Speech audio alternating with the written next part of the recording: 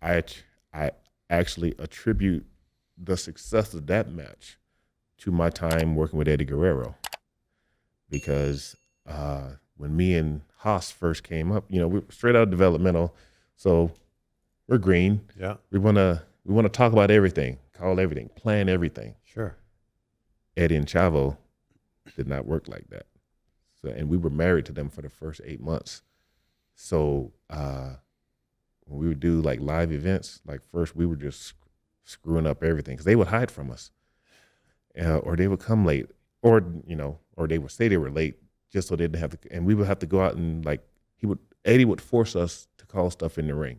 Oh, that must have been so nerve-wracking. Oh, like I said, the first month, it was nerve-wracking because we at the same time, Eddie was kind of starting to develop his lie, cheating, and steal stuff.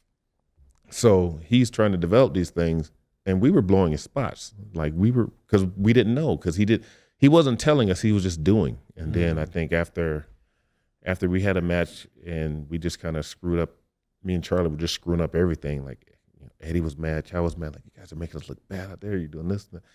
And I think I spoke up and I said, look, I know my foot's just in the door. If I left today, no one would remember me, but I'm not a child. I admit I'm green. I don't know what you're doing. You're not telling us. So if you want to yell at me after I screw up doing something that I've been taught. Like, you got to at least teach me first. If I screwed up after that, that's a different story, but you got to teach me first. Yeah. I a little verbal. You don't have to walk me by the hand the whole time, but you got to give me something. Yeah. Because I literally don't know what I'm doing to screw you up. And Eddie, he was like, he kind of thought it over and like, you know what? Yeah, you're right. I got to be a better leader. And at the time, even the office thought like, the story of the blow up made it sound like we were like ready to get in fist fights and everything. So I think someone from management asked me, he's like, so what happened with Eddie? And I said, nothing. Like, we had a talk and that was it. And I later spoke with Eddie, and I'm like, yeah, the office came and asked me, were you and Chavo overstepping your grounds or being? And I was like, and I told him no, because I'm old school. I've been in the locker room my whole life, and for me, you don't go run to a higher authority. If we have a problem, we fix the problem. So, and I told him, like, I'm one of the boys. If I thought you did that, I would address it with you.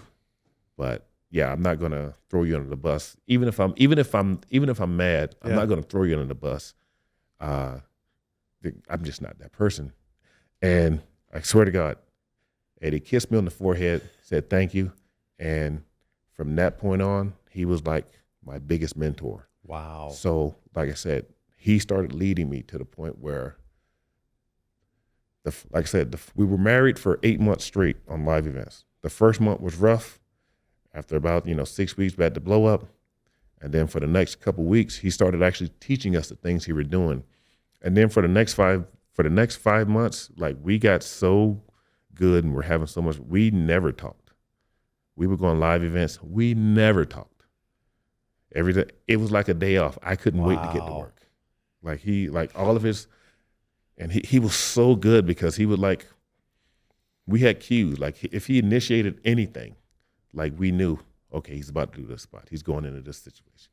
And at one point, and like I said, Eddie was really proud of this because it was 100% on the fly.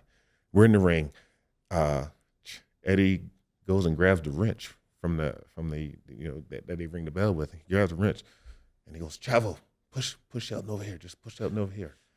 So Chavo pushing me on the rope, and I'm kind of like, let me go, waiting for the ref to push him back. Yeah. And Eddie just kind of goes and he taps my hand with the wrench, and I just felt like I just got shot in the hand, like, oh my God, and like complaining.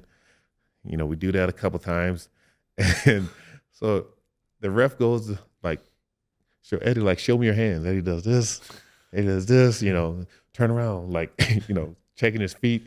He goes to check Eddie's feet. Eddie tosses the wrench to Chavo, who's in the middle of the ring, watching this.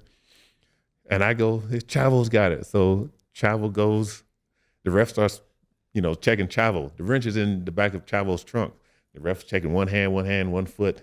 Charlie comes in from our corner, from behind Chavo, grabs the wrench and goes, it's right here. And then the ref goes, you got a wrench, you got to get out here. It's like, and we just that was 100% of the fly. And it was so much fun. Like, and I remember we were laughing and talking about how Eddie was like, dude, we got over a freaking wrench.